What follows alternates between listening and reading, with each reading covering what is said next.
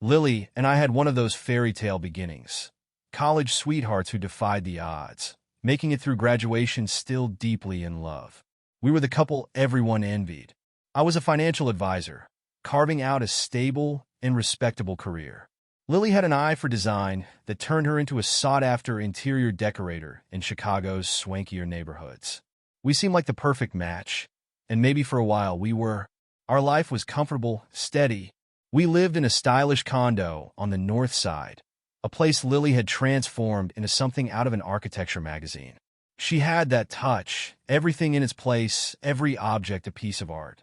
Our schedules were packed between her demanding clients and my portfolio meetings.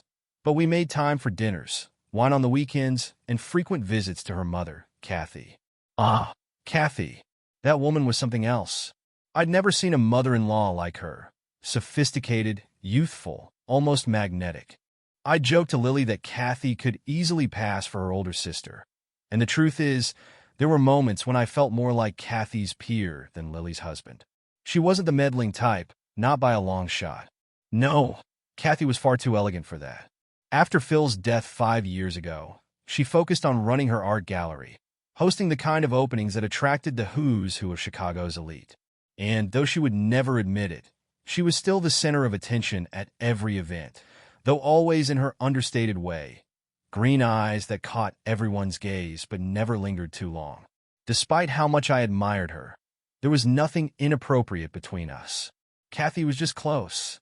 Closer than any mother-in-law I'd known, but in a good way. She felt like family, not an obligation. We'd spend dinners at her place in Lincoln Park, with its high ceilings and curated art pieces on every wall. She had style, like Lily, but her charm was quieter, more reserved. For years, this was our life. Work, occasional dinners with Kathy, more work, and then home again. Routine, but it worked, or at least I thought it did. The cracks began small, barely noticeable at first. Lily became distant, distracted. At first, I didn't think much of it. She'd always been passionate about her work, and some of her clients were notoriously demanding. When she'd get lost in her projects, she'd spend hours designing and redesigning a space until it was just right. But this felt different. Her phone was glued to her hand more often than not, and she'd excuse herself to take calls in other rooms, which was odd for her. Lily was never secretive, but now there were text messages she'd glance at and quickly hide, little conversations she didn't want me to see. Still, I pushed the thoughts away. I trusted her. We had history, years of it. Besides, if something was wrong, wouldn't I have noticed sooner? One evening, I came home earlier than usual, something I rarely did. The house was quiet, except for the soft hum of Lily's voice from the bedroom. I hovered outside the door, half curious and half wondering if I should even be listening. She was talking on the phone, and something in her tone, it wasn't work-related. It wasn't the way you talk to a client or a friend. I leaned closer, straining to hear. The conversation was vague, snippets about meeting up, about last time. My chest tightened, and I couldn't make sense of it at first. Was she talking to Kathy? No, it didn't sound like it.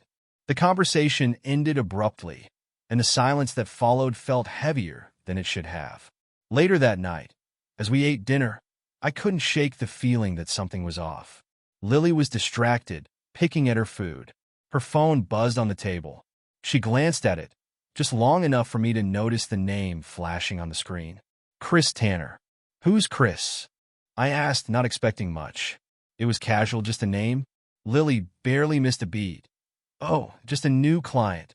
Architect. We've been working on a big project together. He's picky but talented. She smiled, but it felt practiced, automatic. Something twisted in my gut, but I nodded and let it go. For the moment, at least. It wasn't until a week later that everything fell into place. Lily had left her phone on the kitchen counter while she showered, and for the first time in our marriage, I felt an overwhelming urge to look. My hands hovered above the screen, hesitating because once you cross that line, you can't go back. But the suspicion had been gnawing at me, and I needed to know. I unlocked the phone easily. Her passcode was still the same, and scrolled through her messages. Chris's name was there, more than I expected. I clicked on the thread, and with each message, my stomach sank lower. They weren't talking about design plans or furniture layouts. They were talking about meeting up, About times. About intimate things. Things Lily had never said to me in months. I dropped the phone, my mind reeling. This wasn't a misunderstanding. This wasn't me being paranoid. It was real, and worse, it was happening right under my nose. I didn't confront her right away. I needed time to process, to figure out what to do next. Instead, I told her I had to work late, and I booked a room at a hotel downtown, just to get some distance. As I stared out over the city from the hotel window, the lights of Chicago blurred into a dizzying haze. My wife, the woman I'd known for nearly a decade, was having an affair, and I had no idea how long it had been going on. The next morning, I called a private investigator. The next few days felt like I was living in a fog, going through the motions of a life I no longer recognized. I hadn't confronted Lily about the texts, at least, not yet. Something inside me held back, as if I needed to be absolutely sure before pulling the trigger. So, I did what anyone desperate for answers would do. I hired someone to get those answers for me. The private investigator I found, an older guy named Tom, came highly recommended. He was no nonsense, the kind of man who had seen it all, but didn't waste time with pleasantries. When we met in a small cafe off Michigan Avenue, he cut straight to the point. "You're sure she's having an affair?" he asked, sipping his black coffee like this was just another day at the office. "I saw the messages," I replied, the words tasting bitter. "But I need more than that. I need proof, pictures, dates, locations. Something I can use when I file for divorce." He nodded, setting his cup down. "That's what I'm here for. I'll keep it discreet. You'll know everything she's been up to, where, and with whom. It might take a few days." That was enough for me. I gave him the necessary details, Lily's schedule, her frequent haunts, even Chris's name. Tom promised to update me as soon as he had something solid. After that meeting, I felt like a bomb was ticking away inside me, and I was the only one who could hear it. Meanwhile, Lily carried on as if nothing was wrong. We ate dinner together, we went through our routines, but I couldn't shake the growing distance between us. She was either oblivious to the tension or too confident that I wouldn't notice. She started going out more, claiming client meetings were keeping her late. I watched her slip out the door in those sleek designer outfits she loved, her phone always clutched tightly in her hand, and each time, my gut twisted a little tighter. One evening, about 4 days after I hired Tom, I got the call. "I've got what you need," he said. "She's been meeting this guy, Chris, at a hotel downtown. I've got pictures." The breath left my body, not because I didn't already know, but because hearing it from someone else made it real. I met with Tom the next morning. He handed me a manila envelope, and as soon as I opened it, I felt the ground tilt beneath me. There they were, Lily and Chris, walking into a high-end hotel, their bodies close, his hand lingering on her lower back as if it belonged there. The next few photos showed them exiting hours later, looking too casual, too intimate. I closed the envelope and ran my hand through my hair, feeling the weight of it all crash down. "You said you wanted proof," Tom said, his voice low, almost sympathetic. "There it is." I nodded. Yeah, this is enough." But what I hadn't prepared for was the anger that started to build, slowly at first, then roaring through me like wildfire. The kind of anger that made your hands shake, that buzzed under your skin until you had to do something about it. I wasted no time. The same day, I contacted Amy, a divorce attorney I'd worked with on a couple of financial cases. Amy was sharp, the kind of lawyer who didn't mess around, and she didn't sugarcoat things when I laid it all out for her. "If you've got evidence, we can use it to our advantage," she said after I told her about the pictures. Illinois is a no-fault state, but proof of infidelity still carries weight, especially if we're talking about division of assets and spousal support. Get everything in order, financials, property, any joint accounts. We'll hit this hard. Her confidence gave me something to hold on to, something solid in the mess of emotions I was drowning in. I moved out that evening. I couldn't stomach another night under the same roof, knowing what I knew. I packed enough clothes for a few weeks and left without saying a word to Lily. I didn't need to tell her where I was going. She'd find out soon enough. I booked myself a room at a sleek hotel in the South Loop, the kind of place where nobody asks questions if you're paying in advance. The anonymity was what I needed. No reminders of Lily, no trace of the life we'd built together. Just quiet, where I could think, plan, and figure out how the hell to deal with everything. But the universe wasn't going to let me handle this cleanly. 2 days after moving out, I spotted Lily and Chris sitting together at one of the high-end restaurants downtown. They were tucked into a corner booth, heads close, their conversation too intense to be casual. My heart pounded in my chest, a mix of fury and disbelief that I'd caught them in the act like this. I wasn't about to sit on the sidelines anymore. I walked straight to their table, my pulse roaring in my ears. Chris looked up first, and his eyes widened in shock. Lily froze, her fork hovering over her plate, as if she could somehow rewind the last few seconds and make me disappear. "Well," I said, my voice steady but cold. "Is this part of your client meeting, Lily?" Lily's face drained of color. "Ryan, I cut her off. I've got nothing to say to you right now." I turned to Chris, my blood boiling. "And you think you're so slick? You think no one would notice?" Chris held up his hands, trying to act calm, but the fear in his eyes betrayed him. "Look, man, this isn't what it looks like. Isn't it?" I hissed. "You've been sleeping with my wife." Before he could respond, Lily spoke, her voice shaking. "It was a mistake, Ryan. It's not what you think." I laughed bitterly, shaking my head. "Not what I think. I saw the messages, Lily. I know everything." Chris cleared his throat, looking uncomfortable. "Listen, I think we should all calm down." "Calm down?" I repeated, leaning in close. "You got the nerve to sit here and tell me to calm down?" Lily looked like she was on the verge of tears, but I wasn't interested in her tears. I wanted the truth, raw and ugly as it was. Chris finally sighed, running a hand through his hair. "Okay, fine. You caught us. But you should know. I'm married too." That stopped me cold. "What?" "Yeah," Chris muttered, his gaze shifting uncomfortably between us. "Her name's Samantha. And before you start throwing stones, maybe you should know that I'm not the only one messing around." The air between us thickened, and for a moment, none of us spoke. It was like he had just thrown a match into a room full of gasoline. "What the hell is that supposed to mean?" I demanded, feeling like I'd been sucker punched twice over. Chris shook his head, his mouth set in a grim line. "Let's just say your wife isn't the only one with secrets." I stared at him, disbelief mixing with rage, and for the first time, I realized that this whole thing might be even worse than I imagined. The restaurant seemed to spin around me as I tried to process what Chris had just dropped in my lap. Not only had Lily been unfaithful, but now there was another layer to this, a complication I hadn't seen coming. Chris had his own skeletons in the closet, and apparently Samantha was part of it. The days after my confrontation with Lily and Chris were a blur. I filed for divorce, Amy working tirelessly behind the scenes to handle the paperwork, the legalities. There was a strange sense of relief in taking action, but it was short-lived. The reality of what had happened, what was still happening, hit harder than I expected. I was out of our apartment, living in a hotel with nothing but a suitcase, and my life felt like it had crumbled around me. But if there was one constant in this sudden upheaval, it was Kathy. Kathy started calling me every few days, offering her support. She would always start with some light small talk, asking how I was doing, if I needed anything.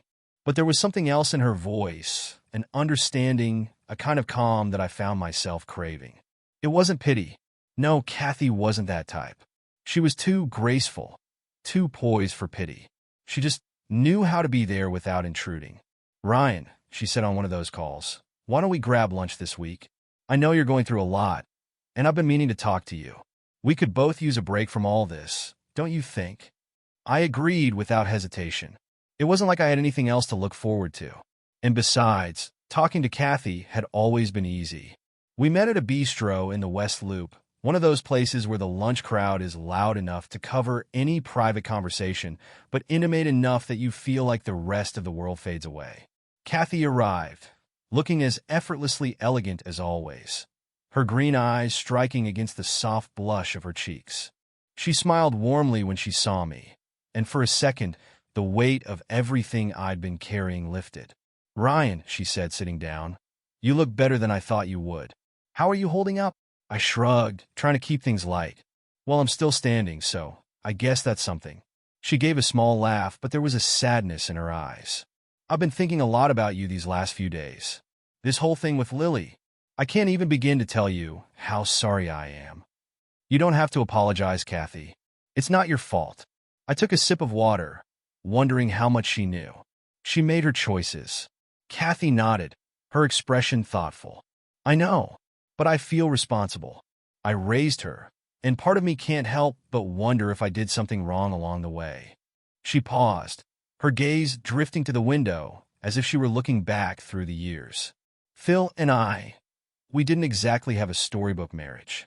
There were times when I thought about leaving him, about starting over, but I stayed for Lily's sake. That was the first time I'd ever heard her speak about Phil in anything other than polite, neutral terms. It caught me off guard. I had no idea, I said, genuinely surprised. Kathy smiled, but it didn't reach her eyes. No one did. I was good at hiding it. We weren't unhappy, exactly, but we weren't connected. Not the way couples should be. After he passed, I realized just how much of myself I'd lost trying to keep things together. And now, seeing Lily go down this path, it's like history repeating itself. I could hear the pain in her voice, but there was something else too, a kind of regret that I hadn't expected. I leaned in a little, wanting to bridge the distance between us. You did what you thought was right, I said softly, and you gave Lily a good life.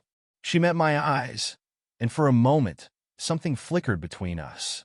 It was quick, barely noticeable, but it was there, a warmth that felt different from our usual conversations. I couldn't put my finger on it, but I knew it wasn't something I imagined. Lunch went by quickly, conversation flowing easily despite the heavy topics. Kathy had a way of making things feel lighter, even when they weren't. But just as we were about to finish, she leaned forward slightly, her voice dropping. I'm not saying this to make you uncomfortable, Ryan, but I need you to know I'm here for you. Not just because of Lily. You've been a part of my life for years now, and I don't want to lose that connection. You've always meant a lot to me. There was again that closeness, that slight shift in the air between us. I felt it unmistakably this time, but I wasn't sure how to respond. I smiled, nodding, trying to play it cool. Thanks, Kathy. That means a lot. I hesitated for a second, then added, I'm not sure what I'd do without you right now.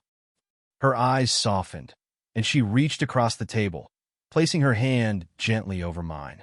You don't have to do anything alone, Ryan. Not if you don't want to. Her hand lingered a little longer than I expected.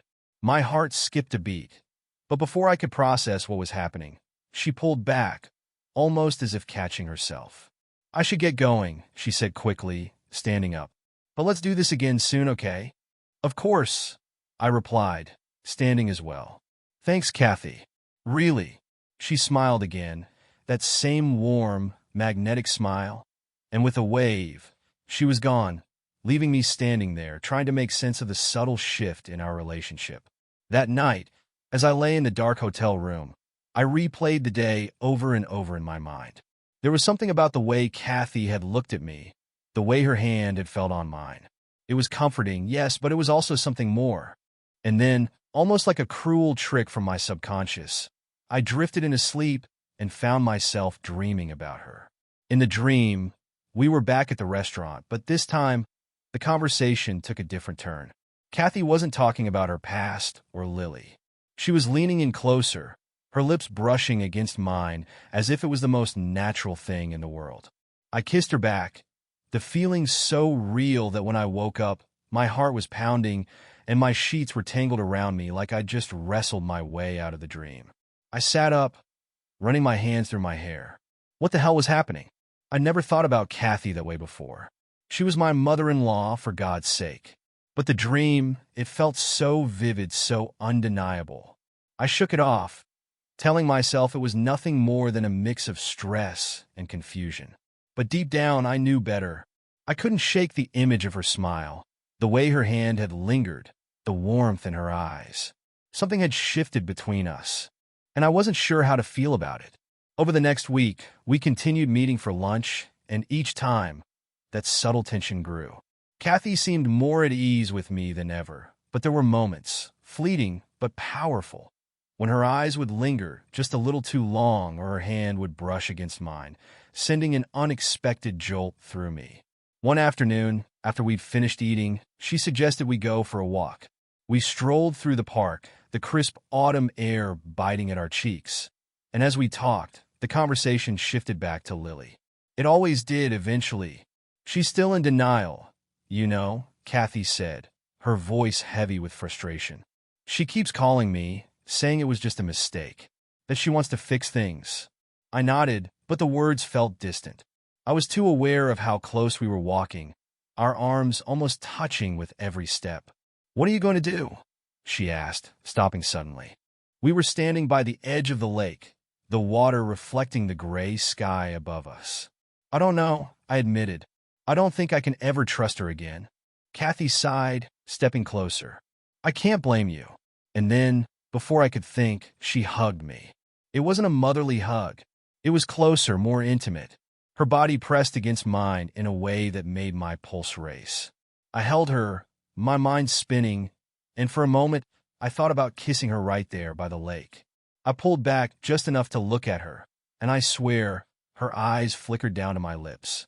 "Kathy, let's go," she said softly, stepping back before I could finish. "We should go." The moment passed, but it left a mark. Something between us had changed, and I wasn't sure where it was heading.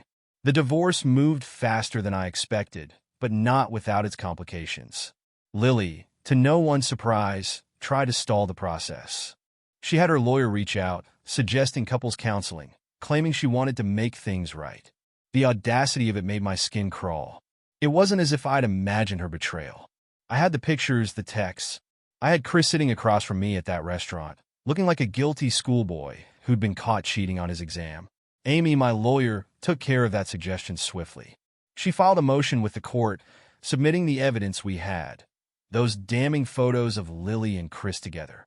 After seeing the irrefutable proof, the judge dismissed Lily's request for counseling without so much as a second thought. It felt like a small victory in the middle of this mess, but I didn't feel triumphant. Not yet. This was far from over.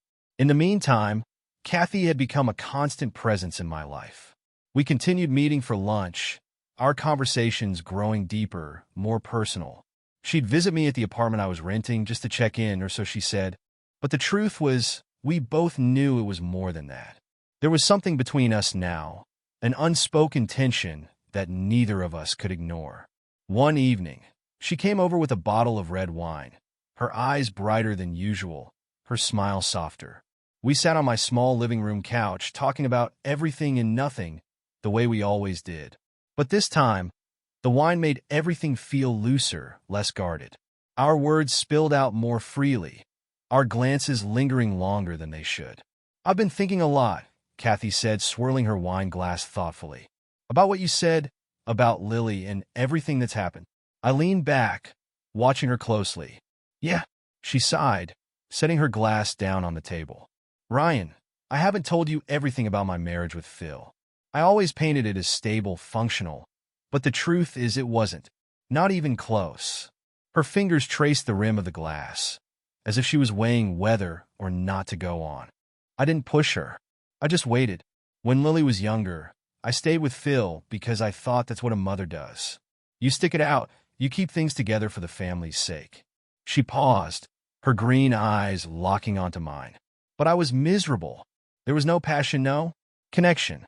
I never felt alive with him, not the way I should have. And now, looking back, I realize how much time I wasted, how much of myself I lost. Her words hung heavy in the air between us. I could see the regret etched in the lines of her face, but it wasn't just sadness. There was something else there, something raw, something longing.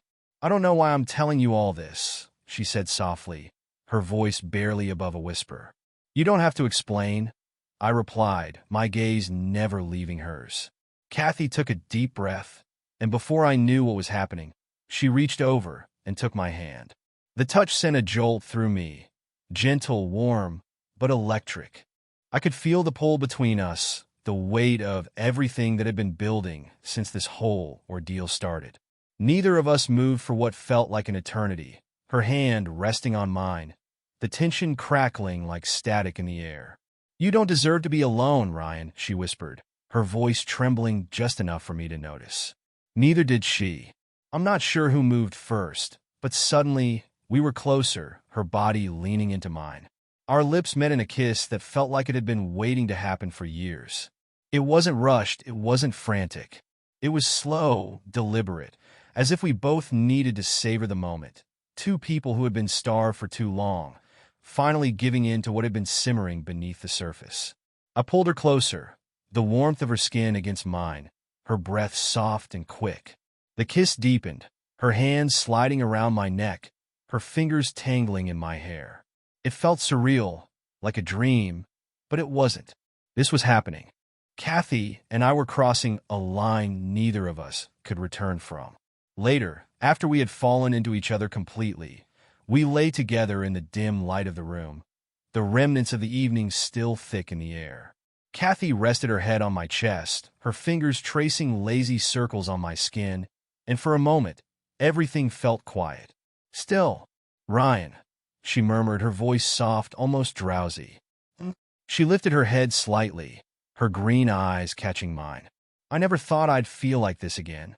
After Phil, I just assumed that part of my life was over." I brushed a strand of hair from her face, smiling gently. "I didn't expect this either." We lay in silence for a while, the weight of what had just happened settling over us. It wasn't just the physical connection, it was something deeper, something that had been building between us ever since Lily's affair came to light. I didn't know where this was going or what it meant, but in that moment I didn't care. All I knew was that I wasn't alone anymore, and neither was Kathy. But nothing ever stays simple for long.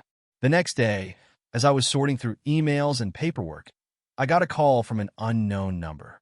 Normally, I would have ignored it, but something told me to pick up. "Hello, Ryan."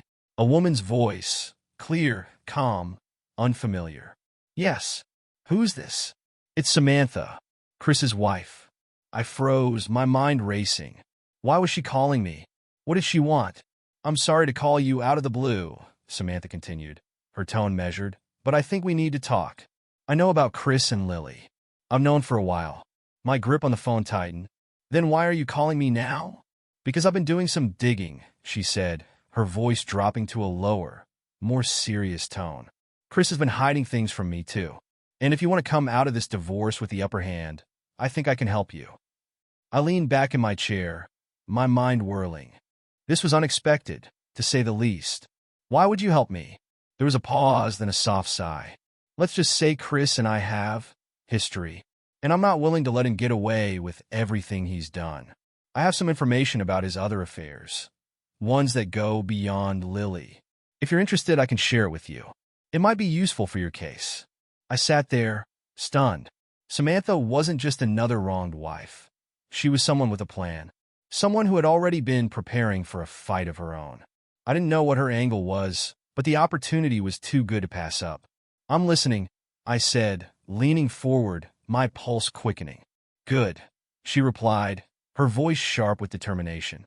"I'll send you what I have, and once you see it, you'll understand why we're both better off working together." Before I could respond, the line went dead. I sat there for a long moment, staring at the phone in my hand. This was turning into something far more complicated than I had ever imagined. And with Samantha's involvement, things were about to get even messier. That evening, Kathy came over again. We didn't talk much, there was no need. Our connection had shifted into something unspoken, something that words couldn't quite capture. We spent the night together, lost in each other, but all the while, I couldn't stop thinking about Samantha's call. Samantha wasn't bluffing. 2 days after that cryptic call, a package arrived at my apartment. It was thick, heavy with evidence. I sat at the kitchen table, sifting through the files she'd sent. Pictures, emails, documents I never thought I'd see.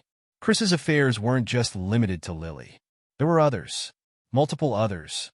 It seemed like every corner of his life was laced with deceit, from his personal relationships to his business dealings. The photos were damning. I hadn't expected to feel anything more than disgust for him. But the sheer scale of his infidelity, it was almost grotesque. Women from different cities, different walks of life. Samantha had been playing the long game, waiting for the right moment to strike, and she was about to bring it all crashing down. I met with Amy the next day, showing her everything Samantha had provided. She sat across from me, flipping through the documents with an expression of cold, calculating focus. "This changes things," she said almost to herself. "If we present this in court, not only will it discredit Chris, but we can leverage this against Lily as well. She can't claim ignorance of who she was involved with. And with the financial misdeeds tied to Chris's business, we can position you to come out ahead in the settlement." It was exactly what I needed to hear. The divorce had dragged on long enough, and now, with this new ammunition, I had the upper hand. Amy wasted no time, drafting motions and preparing the next steps. We were going to hit them hard, and there was no way Chris or Lily could escape unscathed. Meanwhile, my relationship with Kathy had taken on a life of its own. It was as if, after that first night together, the dam had broken, and there was no going back. We spent every weekend together, sometimes at her place, sometimes at mine. The days were filled with laughter, quiet moments, and more passion than I thought I was capable of feeling again. And the nights were something else entirely. But we kept it a secret from everyone, especially from Lily. There were times when the guilt crept in, gnawing at the edges of our happiness. After all, this was her mother. But every time I questioned it, Kathy would look at me with those soft, green eyes, and the doubt would melt away. It felt right, even if the circumstances were wrong. One evening, Kathy sat across from me at dinner, a soft smile playing on her lips as she swirled the last bit of wine in her glass. "Do you ever think about what happens when all of this is over?" she asked, her voice light, but carrying an undercurrent of seriousness. I set my fork down, leaning back in my chair. "What do you mean?" "I mean," she hesitated, her fingers tracing the stem of her glass. "What happens with us? Once the divorce is finalized, once things settle down, where do we go from here?" It was a question I hadn't fully allowed myself to consider.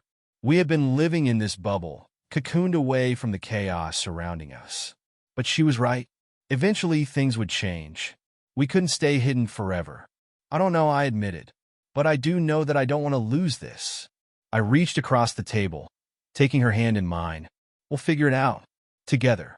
Kathy smiled, her eyes softening. "I hope so." The divorce proceedings hit a new level of intensity after Amy filed the evidence Samantha had provided. When the court date arrived, Chris looked like a man who had been blindsided. He sat across the courtroom, his face pale, his eyes darting nervously. I could almost feel his panic from where I was sitting.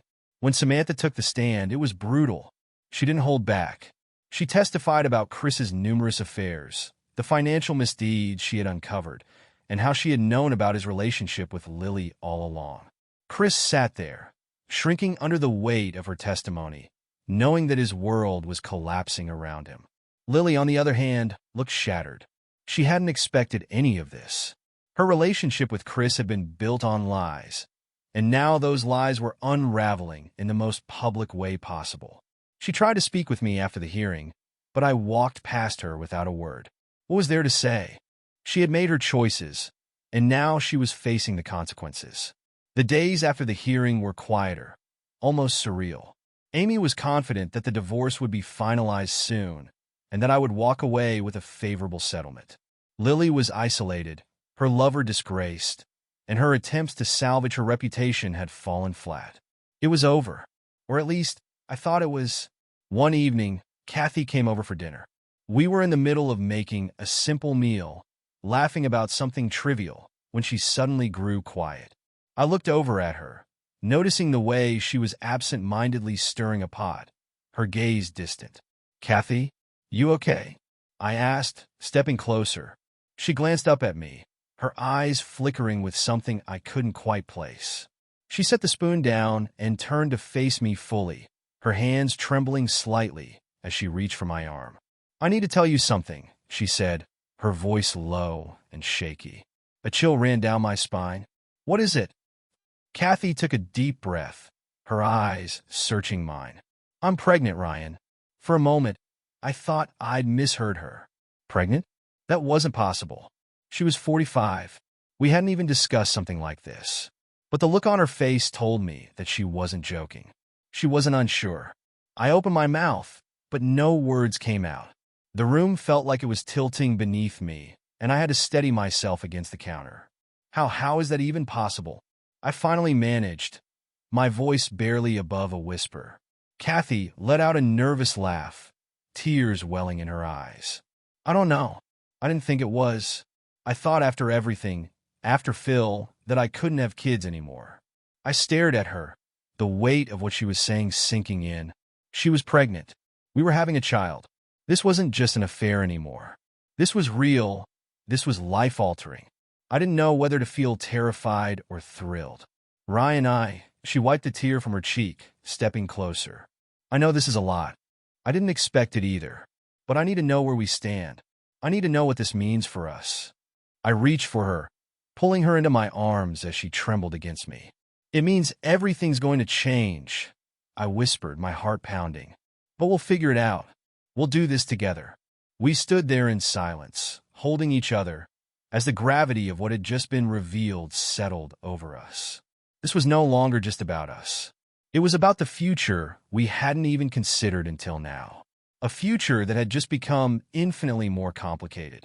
As I lay in bed that night, Kathy curled up beside me. I couldn't stop thinking about what came next.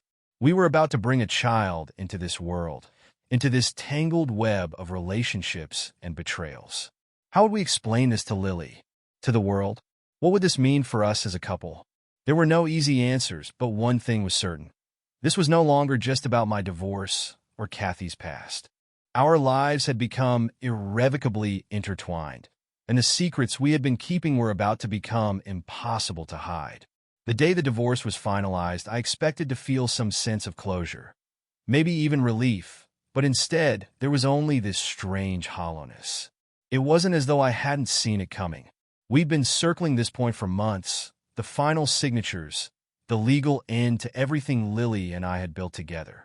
Still, the moment the judge approved the paperwork and I walked out of the courthouse, a heavy weight settled over me.